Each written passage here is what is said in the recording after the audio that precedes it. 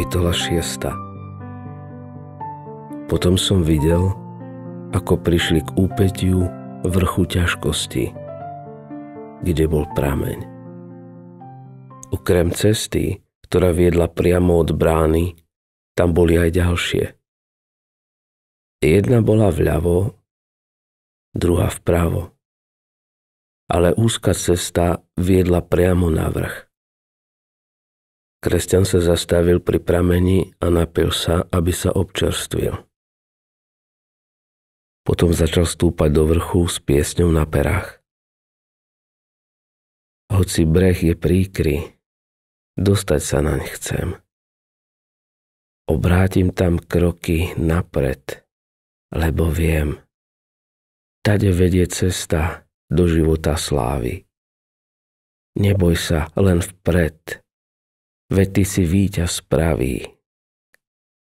Lepšie je ísť pravou cestou žitia ťažkou, ako hriešne zahnúť z cesty pred prekážkou. Aj tam tí dvaja prišli k vrchu, ale videl sa im strmý a vysoký. Domnievali sa, že tie dve cesty sa niekde spoja s cestou, ktorá vedie hore. Preto sa rozhodli pre ne. Boli to cesty nebezpečenstvo a záhuba. Ten, kto si zvolil cestu nebezpečenstvo, sa dostal do hustého lesa. Druhého priviedla záhuba do kraja plného tmavých vrchov. Pri chôdzi sa podkýnal a padal, až napokon už nevstal. Pozeral som na kresťana, aby som videl, ako pôjde hore vrchom, ktorý bol veľmi strmý. Najprv bežal, potom už len kráčal a napokon liezol po štyroch. Asi v polovici cesty bolo nádherné miesto na odpočinok, ktoré pripravil pán vrchu pre unavených pútnikov. Sem sa dostal aj kresťan. Sadol si, aby si oddychol. Vytiahol listinu, čítal a tak sa potešoval. Znova si obzrel svoj odev, ktorý dostal pod krížom. O chvíľu prišli na ňo driemoty a napokon tu ho zaspal. Z spánku mu listina vypadla z ruky. Kto si k nemu prišiel a budil ho slovami: Lenivec, choď k mravcovi, pozoruj jeho cesty, aby si zmúdrel. Kresťan vyskočil a znovu sa vydal na cestu. Nezastal, až kým nevyšiel na vrch. Tam videl bežať dve postavy. Boli to bojazlivec a neveriaci. Kresťan sa ich spýtal: Čo sa stalo, že tak bežíte? Bojazlivec odvetil: Boli sme na ceste na vrch Sion a zdolali sme aj tento ťažký vrch. Ale čím ďalej ideme, tým viac nebezpečenstiev na nás číha. Preto sme sa rozhodli, že sa vrátime. Áno, pridal sa neveriaci. Na ceste ležia dva levy. Nevieme, či spia alebo nie. Ale bojíme sa, že ak sa k nim priblížime, roztrhajú nás. Naháňate mi strach, ale kam mám ísť, aby som bol v bezpečí? Odvetil kresťan. Mám sa vrátiť? Viem, že môj kraj je pripravený na oheň, tam istotne zahyniem. Ale ak sa dostanem do nebeského mesta, tam budem v bezpečí. Vrátiť sa znamená istú smrť. Ísť vpred je ťažké, no za tým nasleduje večný život. Predsa len chcem ísť vpred. A tak neveriaci a bojazlivec bežali dolu vrchom a kresťan šiel ďalej svojou cestou. Myslel na to, čo počul od tých dvoch. Preto siahol po svojej listine, aby si z nej prečítal a potešil sa. Ale márne hľadal. Listinu nenašiel. Veľmi sa predesil a nevedel, čo má robiť. Chýbalo mu to, čo ho vždycky občerstvilo a potešilo. a čím sa mal preukázať, aby ho vpustili do nebeského kráľovstva. Nevedel, čo robiť. Napokon si spomenul, že naposledy ju mal na odpočívadle, kde spal. Padol na kolená a prosil Boha, aby mu odpustil jeho nepozornosť. A vydal sa hľadať svoju listinu. Kto by vedel opísať kresťanov žiaľ? Celou cestou späť nariekal. Vyčítal si, že bol taký nerozumný a zaspal. Pozorne sa rozhľadol na všetky strany, či listinu neuvidí. Tak prišiel až k odpočívadlu. Toto miesto znásobilo jeho zármutok, lebo mu pripomenulo jeho zlyhanie. Nariekal a vravel: ja biedný človek, ako som to mohol urobiť? Spal som uprostred ťažkosti. Podľahol som svojmu telu a odpočinok som zneužil. Veď toto miesto odpočinku pripravil Pán vrchu na osvieženie ducha pútnikov. Toľko krokov som urobil nadarmo a teraz musím túto cestu prejsť ešte raz a s bolesťou. Nebyť môjho hriešného spánku, mohol som ňou ísť s radosťou. Ako ďaleko som už teraz mohol byť? Musím prejsť 3-krát tou istou cestou, keď ňou stačilo ísť iba raz. A nakoniec ma tu nepochybne pristihne noc, lebo deň sa už nachýlil. Ach, keby som len nebol zaspal. Ale konečne našiel to, čo tak dlho hľadal. Zazrel svoju listinu. Trasúcimi sa rukami ju zdvihol zo zeme. Nikto si nevie predstaviť, aký bol šťastný. Veď listina bola zárukou jeho prijatia v želanom prístave. Preto si ju odložil a ďakoval Bohu, že ho priviedol na miesto, kde bola. So slzami šťastia sa opäť vydal na cestu. S akou radosťou teraz stúpal hore. Avšak skôr, ako dosiahol vrchol, zapadlo slnko. To mu opäť pripomenulo, aké bolo nerozumné a ľahkomyselné zaspať. Nariekal: teraz, keď ma zastihla noc, musím kráčať bez svetla a počúvať kvílenie nešťastných stvorení. A to všetko pre môj hriešny spánok. Spomenul si, ako sa neveriaci a bojazlivec predesili, keď videli levy. Tie šelmy iste v noci hľadajú korisť. A ak na mňa zaútočia, ako im uniknem? Veď ma roztrhajú na kusy. Ale napriek všetkému pokračoval v ceste. Po čase zbadal hneď vedľa cesty mohutný a veľkolepý palác, ktorý sa volal Krásny.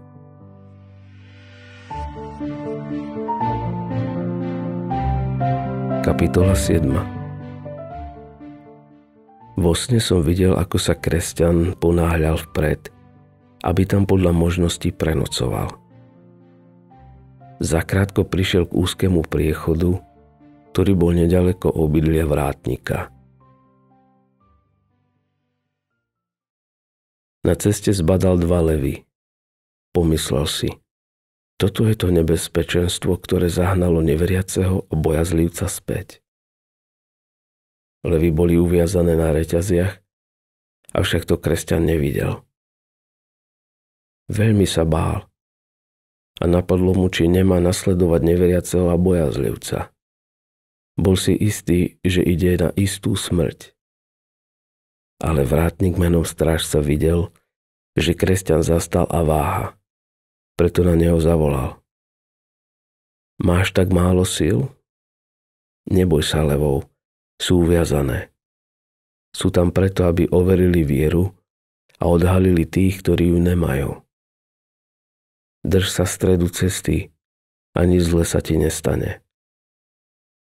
Potom som videl, ako pokračoval v ceste, i keď sa triasol od strachu. Držal sa rady vrátnika. Počul ich rev, ale neublížili mu. Zastal pred bránou, kde bol vrátnik a spýtal sa ho. Aký je to dom? Smiem tu prenocovať? Strážca odvetil. Dom postavil pán vrchu na odpočinok a zabezpečenie pútnikov. Spýtal sa ho, odkiaľ je a kam ide.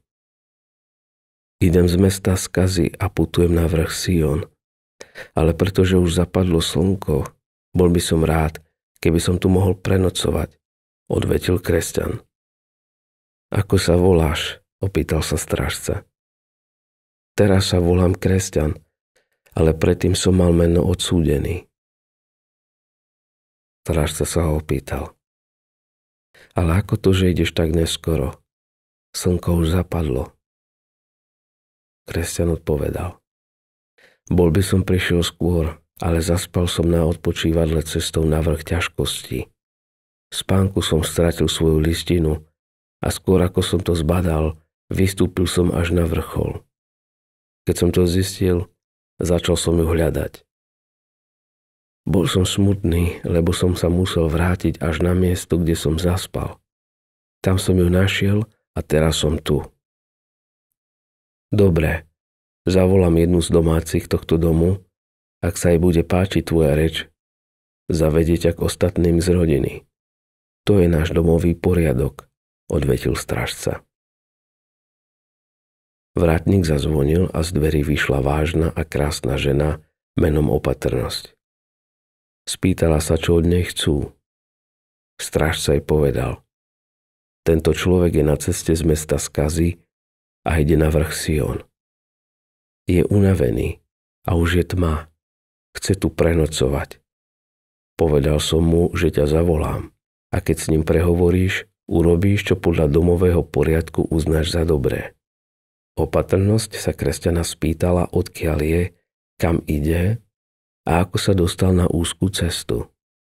Chcela vedieť aj to, čo na ceste videl, ako ho stretol. Nakoniec sa ho opýtala na meno.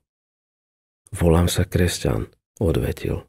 Keďže vidím, že toto miesto vystaval pán vrchu na odpočinok a bezpečnosť pútnikov, o to viac si želám prenocovať tu. Usmiala sa a pomalej odmlke riekla. Zavolám ešte 2-3 z rodiny.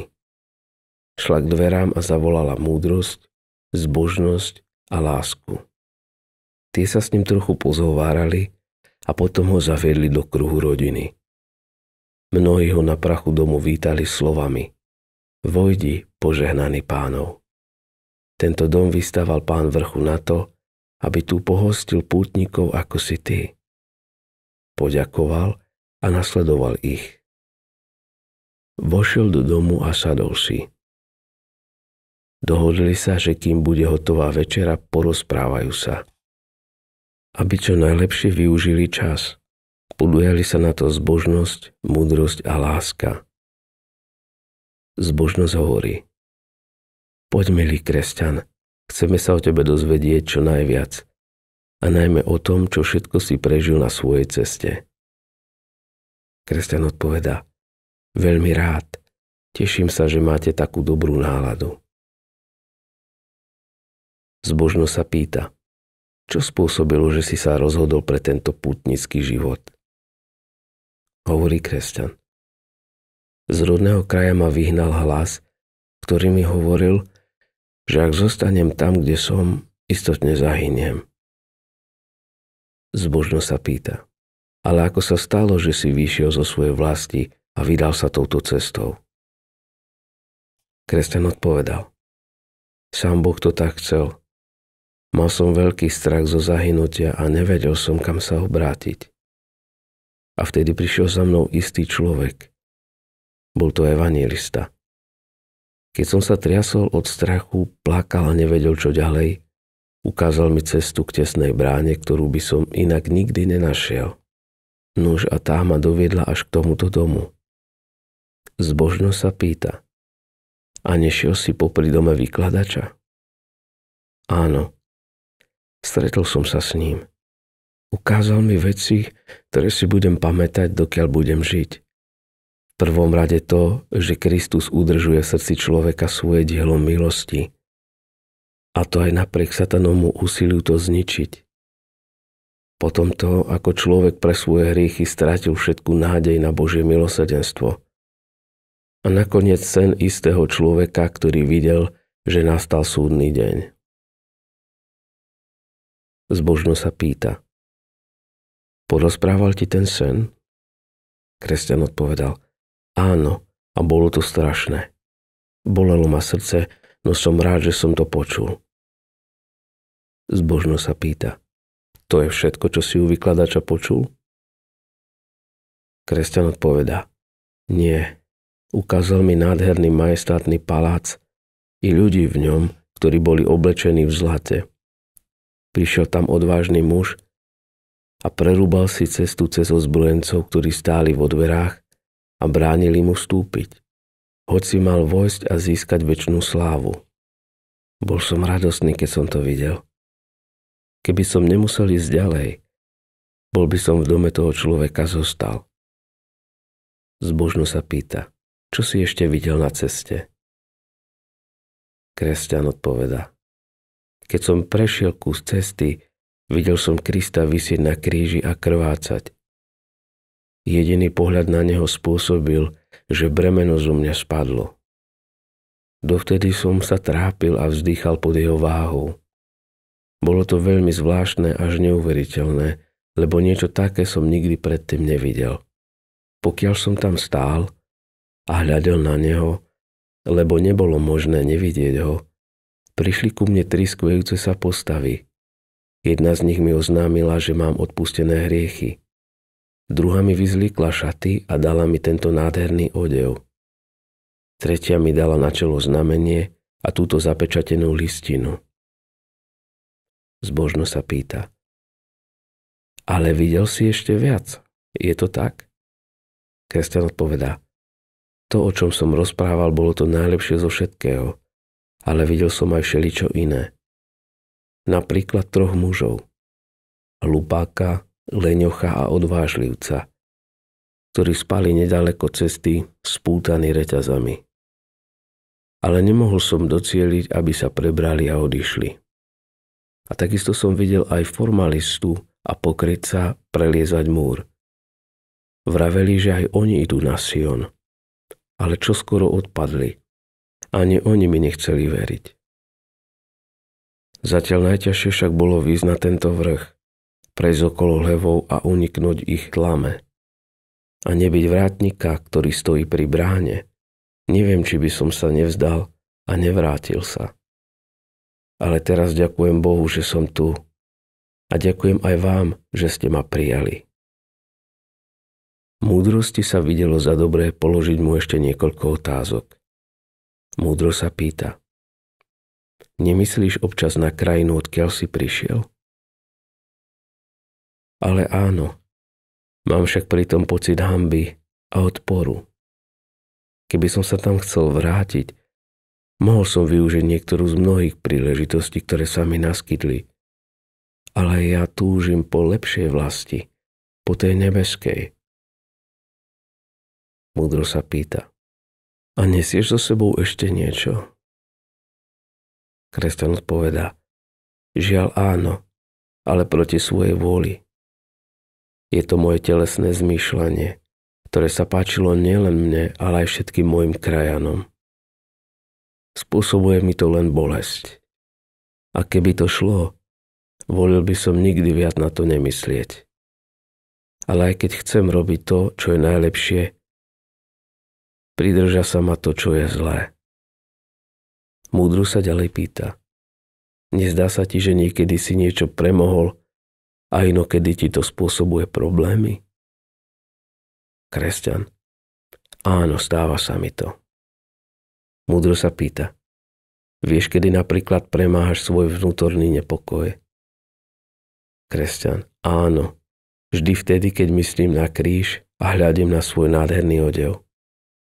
Ale takisto aj vtedy, keď hľadím do listiny, ktorú nosím stále pri sebe a pri pomyslení na to, kam idem.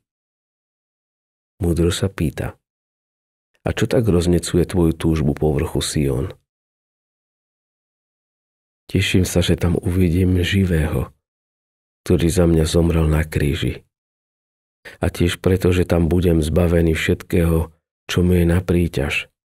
Tam už nie je smrť.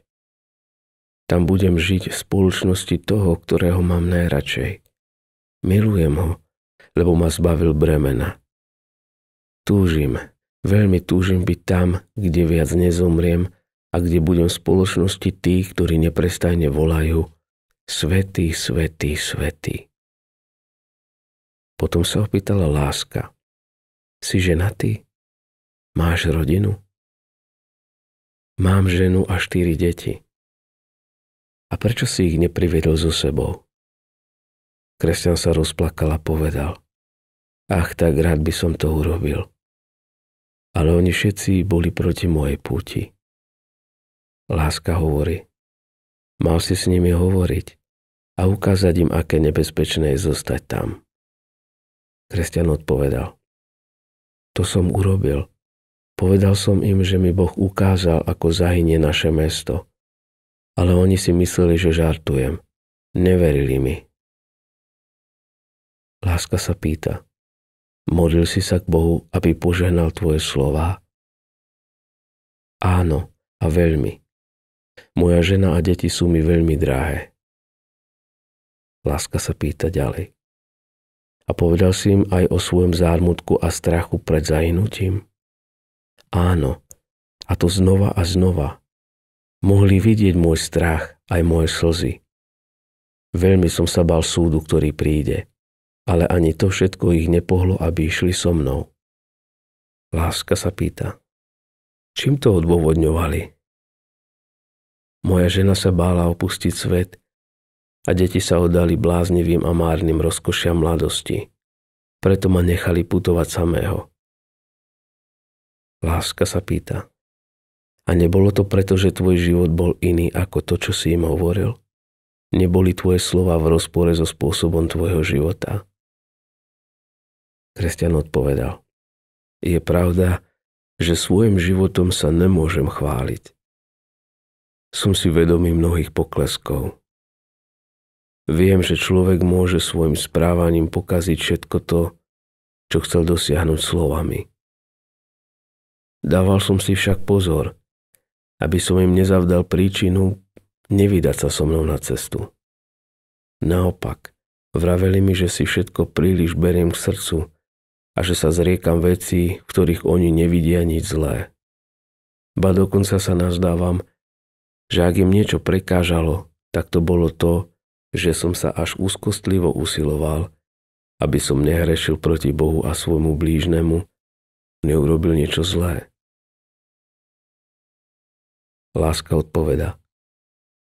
Kain nenávidel svojho brata, lebo jeho skutky boli zlé a bratové spravodlivé. Ak tvojej žene a deťom vadilo toto, dali tým najavo, že sa im neľúbi dobre. Tým si stratil za nich zodpovednosť. A tak sa zhovárali, až kým nebola hotová večera. Sadli si teda za stôl, na ktorom boli chutné jedlá a pitie. Celý rozhovor sa točil okolo Pána vrchu. Rozprávali sa o tom, čo urobil, prečo a pre koho, a tiež prečo vybudoval dom, v ktorom boli. Z toho, čo vraveli, som vyrozumel, že Pán je veľký bojovník, hrdina, ktorý bojoval s tým, ktorý mal moc smrti a zabil ho. Hrozilo mu pritom veľké nebezpečenstvo. To ešte viac roznetilo kresťanovú lásku k nemu, lebo Pána to stálo mnoho krvi. Všetko robil z čisté lásky k ľuďom. Niektorí z domácich vraveli, že ho po smrti videli a hovorili s ním. Na vlastné uši od neho počuli, že všetkých pútnikov miluje takou láskou, aká sa nikde a nikdy nenájde. Na dôkaz toho sa vzdal slávy a daroval ju bezvýznamným a chudobným. Pútnikov urobil kniežatami, hoci boli rodom žobráci a pochádzali z prachu a smetiska. Takto sa zhovárali až do neskorej noci a potom odozdajúc sa do jeho ochrany išli spať. Pútnika uložili do priestrannej izby, ktorá sa volala pokoj. Okno bolo otvorené a obrátené na východ. Spal až do rána. Keď sa zobudil, spieval. Kde som? Či až toľkou láskou, milosťou odmenuje Ježiš svojich pútnikov? Z odpustenia hriechov smiem sa radovať. Za slasť neba túžim jemu slávu vzdať. Ráno zaviedli kresťana do študovne. Oboznámili ho s rodokmeňom Pána vrchu, ktorý je synom večného a pochádza z večného rodu. Prečítali mu jeho slávne činy i pozoruhodné skutky, ktoré vykonali niektorí z jeho služobníkov. Ukázali mu svedkov viery. Dal im príbytky, ktoré nemôže nahlodať zub času. Veď oni premohli kráľovstvo zla. Žili spravodlivo. Získali zasľúbenia, zapchávali ústa levom, uhášali plameň ohňa, unikli meču, boli mocní v svojej slabosti, stali sa hrdinami v boji a vojska nepriateľov prinútili utekať. Potom učítali z inej časti správ domu, ktoré hovorili o tom, že Pán je ochotný prijať do svojej milosti každého bez výnimky, hoci sa predtým protivili jemu a jeho dielu. Boli tam ešte mnohé úžasné spisy, do ktorých smel kresťan nazrieť. Dozvedel sa tak o dávnych aj súčasných udalostiach, o proroctvách, ktoré sa už naplnili, i o tých, ktoré sa ešte len stanú skutočnosťou. Nasledujúci deň ho zaviedli do zbrojnice, kde mu ukázali výzbroj, ktorú Pán prichystal pre pútnikov, a to pás pravdy, pancier spravodlivosti, štít viery, prilbu spasenia, meč ducha, ktorým je slovo Božie, obuv hotovosti zvestovať evanjelium a vytrvalú modlitbu.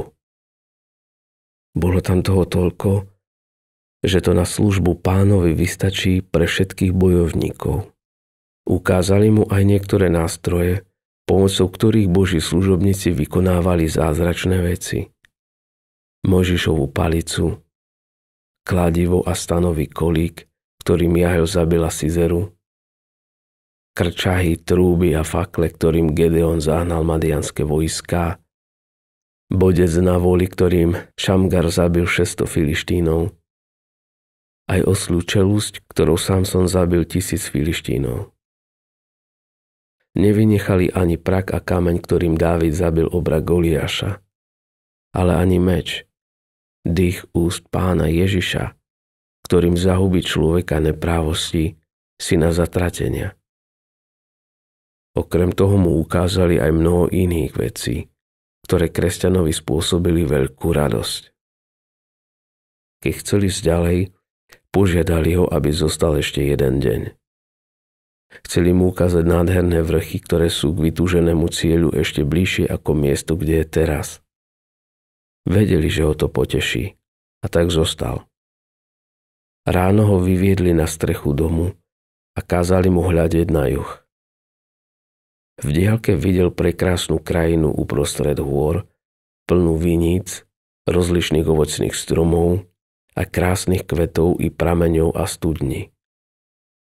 Na otázku, ako sa krajina volá, odvetili Imanuelova krajina a dodali, keď tam prídeš, už uvidíš bránu nebeského mesta. Ukážu ti ju pastieri, ktorí tam žijú. Teraz už kresťana ochotne prepustili. Vyzbrojili ho však osvedčenými zbraňami pre prípad, že by ho niekto napadol. Na cestu dostal aj chlieb, pitie a strapec hrozna. A tak ho priatelia odprevadili až k bráne. Strážcu sa opýtal, či nevidel izbu pri dome nejakého pútnika. Strážca odpovedal: áno, videl som. Kresťan sa pýta: a poznáte ho? Spýtal som sa ho na meno, povedal, že sa volá Verný. Kresťan odpovedá: toho poznám, zvolal. To je môj krajan, blízky sused. Ide z mesta, v ktorom som sa narodil. Čo myslíte, ako ďaleko môže byť? Strážca odpovedá. Teraz je už pod vrchom. Kresťan hovorí. Ďakujem, milý strážca. Pán s vami. Obrátil sa k ostatným a povedal. A nech ešte mnoho pridá k svojim požehnaniam za láskavosť, ktorú ste mi preukázali. Opatrnosť, zbožnosť, láska a múdrosť sa rozhodli, že ho odprevadia až k úpätiu vrchu. Išli teda spolu a pokračovali v predchádzajúcom rozhovore. Keď prišli na miesto, kde sa schádza z vrchu, kresťan povedal. Ako ťažko bolo výjsť sem hore, také nebezpečné aj zísť dole. Áno, riekla múdrosť. Človeku je ťažko ísť do údolia pokory a nepošmyknúť sa. Preto sme sa rozhodli odprevadiť ťa. A tak sa začala strastiplná cesta dole. Šiel veľmi opatrne a napriek tomu sa zo 2 razy poklzol.